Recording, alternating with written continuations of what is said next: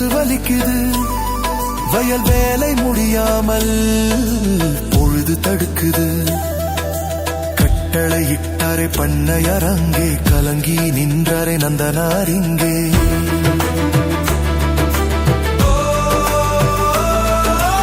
ஆனால் இரவோடு இரவாக ஈசன் வந்தான், பக்தனுக்காக சேற்றில் இறங்கினான், ஆற்று நட்டான், நீர் பாய்ச்சினான், விடிவதற்குள்ளே கதிரறுத்தான்.